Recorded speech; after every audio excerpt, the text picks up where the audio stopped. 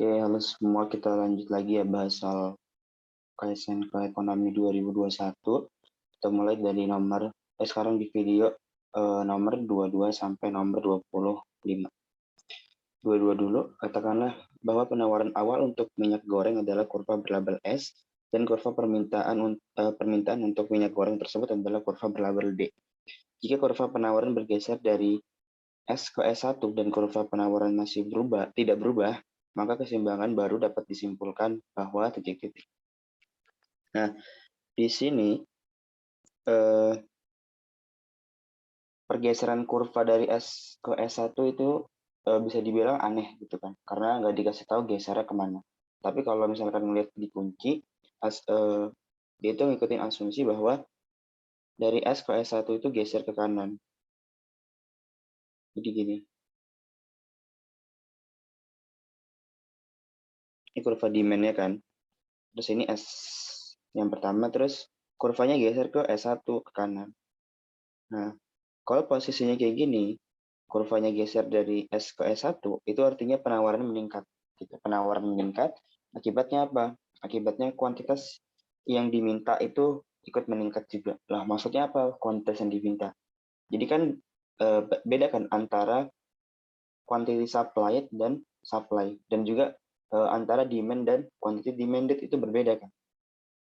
Nah, kalau dia ngomongin kuantitas barang, entah itu yang diminta atau yang ditawarkan, itu melambangkan pergerakan di sepanjang kurva. Kalau misalkan perubahan kuantitas barang yang diminta, itu berarti pergerakan di kurva permintaan. Kalau kuantitas barang yang ditawarkan, itu berarti pergerakan di kurva penawaran. Nah, kalau pergeseran kurva, itu melambangkan dia peningkatan permintaan atau peningkatan penawaran. Nah, kan di sini penawarannya geser kan. Kurva penawaran geser dari S ke S1, itu artinya penawarannya berubah. Kalau dia geser ke kanan, berarti penawarannya meningkat. Nah, di sini juga terjadi pergerakan di sepanjang kurva kan. Dari awalnya di titik A, di kurva demand-nya, sekarang di titik B. Nah, itu melambangkan ada pergerakan dari titik A ke titik B. Nah, itu disebut sebagai perubahan kuantitas barang yang diminta. Karena dia meningkat, ya kan, dari A ke B kan kuantitasnya meningkat. Dari Q1 ke Q2 itu meningkat. Ya udah, berarti kuantitas barang yang diminta itu meningkat. Jadi jawabannya yang D. Terus nomor 3, ini tentang pendapatan nasional konsumsi makroekonomi. Pada saat sales belum memiliki pekerjaan, ia harus mengeluarkan uang sebesar 3 juta rupiah untuk memenuhi kebutuhannya selama 1 bulan. Setelah sales bekerja dan memperoleh penghasilan sebesar 8 juta rupiah, ia dapat menabung sebesar 500 ribu rupiah. Berdasarkan data tersebut, maka fungsi konsumsi sales dapat dinyatakan dengan, nah, ini sebenarnya ada cara cepat, ya kan? Dia kan pengen cari fungsi konsumsi. Jadi kalau pengen cari fungsi konsumsi, itu rumusnya adalah kayak kita nyari rumus fungsi permintaan C min C1 per C2 min C1 sama dengan Y min Y1 per Y2 min Y1. Nah, ini bisa kita pakai rumusnya kalau misalkan ini dia dikasih tahu dua data. Gitu. Dua data artinya itu ada dua kombinasi konsumsi dan pendapatan. Ataupun juga ini bisa dipakai kalau misalkan kita cuman satu konsumsi atau pendapatannya, tapi dikasih tahu perubahannya gitu. Nah, tapi sebelum kita ngitung, kita itu udah bisa eliminasi jawaban yang ada di pilihan gandanya gitu. Karena bentuk fungsi konsumsi itu umumnya gini. Bentuk umumnya itu bentuknya C sama dengan A plus B dikali Y atau YD. Gitu. Kalau misalkan pakai Y, pakai Y. Kalau pakai YD, pakai YD. Nah, A-nya itu positif dan B-nya itu positif. Gitu. Kalian bisa lihat dari pilihan A sampai pilihan E. Oke, pilihan A aman kan sejak pertama kan. 3 juta itu positif, A-nya positif, 0,75 itu B-nya itu juga positif. Berarti kita anggap dulu benar. Terus yang B itu salah, karena dia min 3 juta. Harusnya kan dia 3 juta kan.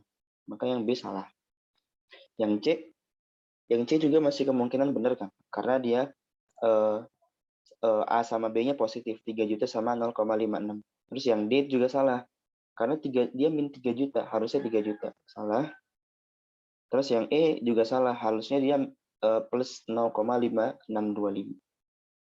Berarti jawabannya antara yang A dan yang C. Nah, baru di sini kita ngitung. Kita lihat dulu datanya gimana. Di situ dia pertama harus mengeluarkan duit sebesar 3 juta untuk memenuhi kebutuhannya selama 1 bulan. Nah, kalau dia belum punya pekerjaan, itu berarti Y-nya sama dengan 0. Gitu. Y sama dengan, berarti ada dua kombinasi nih. Y1 sama dengan 0, terus Y2-nya sama dengan 8 juta.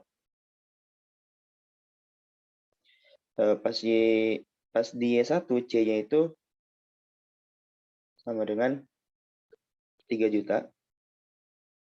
Pas di Y2, C-nya berapa? Dia menabung 5 juta gitu. Saat penghasilan 8 juta, dia nabung sebesar 5 juta. Nah, asumsinya itu adalah pendapatan yang dipunya itu digunakan untuk konsumsi dan subsidi saving. Berarti ya 8 juta itu dipakai untuk konsumsi dan saving. Berarti kalau 8 juta 500 dipakai untuk saving, maka sisanya untuk dikonsumsi. Berarti ada 7,5 juta untuk konsumsi. Nah, ini sebenarnya kalian nggak perlu langsung pakai yang ini buat cari rumus di sini. Itu nggak perlu. Kalian cukup perlu cari nilai MPC atau nilai B-nya. B ini namanya MPC. Rumusnya apa? Rumusnya delta Y per delta, kebalik. Delta C per delta Y. Nah, delta itu kan maksudnya, ya kalau delta C berarti C2 min C1, delta Y itu Y2 min Y1. Nah, kalau delta C berarti 7,5 dikurang 3 itu 4,5 juta. Delta Y-nya berapa? Delta Y-nya 8. Gitu. Berarti tinggal kita hitung delta C, MPS-nya berapa? MPC-nya berapa? MPC-nya berarti 4,5 juta dibagi 8. Hasilnya sama dengan 0,5625. Itu. Nah, kan jawabannya antara A dan C. C yang A berarti salah kan? Karena dia 0,75. Nah, yang C yang benar, dia dibulatin jadi 0,56 gitu. Jadi jawaban yang 23 itu yang benar yang C. Oke, kita lanjut nomor 24. Perhatikan pernyataan berikut. Yang satu, perusahaan yang menggunakan teknologi maju lebih suka menggunakan tenaga muda yang kreatif. Dua, jika perusahaan itu menggunakan tenaga yang tua, maka profitnya tidak akan maksimum. Berdasarkan pernyataan-pernyataan di atas, hubungan yang benar antara kedua pernyataan adalah titik-titik. Nah, ini sebenarnya soal sebab akibat yang dimodifikasi jadi pilihan ganda. Ada yang sebab yang atas, yang bawah itu yang akibat. Nah, untuk jawabnya ini kita breakdown satu-satu. Yang A, dia bilang perusahaan yang menggunakan teknologi maju lebih suka menggunakan tenaga muda yang kreatif. Nah, kata kunci di sini itu bukan cuma tenaga muda sebenarnya, tapi yang lebih tepat di sini itu tenaga kerja yang kreatif. Gitu. Karena nggak memungkiri pekerjaan apapun memerlukan tenaga kerja yang kreatif. Gitu. Kreatif di sini bukan maksud bisa menghasilkan barang yang menarik atau apa, tapi ya kalau misalkan ada kendala dalam kerjaannya, dia bisa menghasilkan solusi yang kreatif gitu untuk bisa menyelesaikan masalah tersebut. Maka bisa dibilang pernyataan pertama itu benar, tapi kata kuncinya bukan di tenaga mudanya. Terus yang di dua, jika perusahaan itu tetap menggunakan tenaga yang tua, maka profitnya tidak akan maksimum. Nah, dia bilang profitnya tidak akan maksimum. Sedangkan untuk memaksimumkan profit itu syarat dari perusahaan apa? Syarat dari perusahaan itu bukan tentang apa yang digunain, tenaga kerja yang digunain kayak gimana gitu. Tapi untuk maksimum profit itu adalah MR sama dengan MC gitu. Terus juga ya bisa aja perusahaan itu bisa menggunakan tenaga kerja yang tua gitu, yang senior gitu. Perusahaan itu kan nggak cuman ini ya, nggak cuman sekedar orang yang bisnis, bahkan sekolah ataupun universitas itu pun termasuk juga perusahaan gitu. Bahkan tenaga-tenaga yang kayak profesor, guru-guru besar itu merupakan tenaga kerja yang tua, ya kan? Nah, makanya yang pernyataan kedua ini bisa dikatakan salah gitu, karena nggak memungkinkan tenaga kerja yang tua itu bisa menghasilkan output yang baik untuk perusahaan ataupun dan juga profit maksimum itu bukan dinilai dari tenaga kerja yang digunakan, tapi ngelihat dari TR dan TC-nya gitu. Kalau untuk memaksimumkan profit, ya berarti MR sama dengan MC. Gitu. Makanya yang satu itu benar, yang dua itu nggak benar. Jadi jawabannya nomor 24 yang C. Oke, lanjut nomor 25. Perhatikan pernyataan di bawah ini.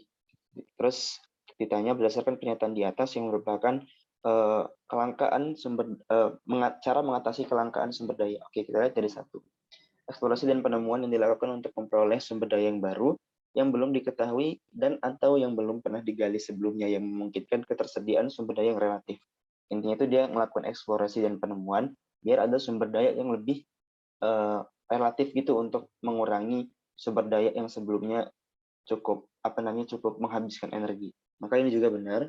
Terus yang dua, penebangan hutan secara membabi buta. Nah ini udah salah banget kan? Sehingga hutan dapat dengan cepat ditanami pohon lagi. Nah ini salah.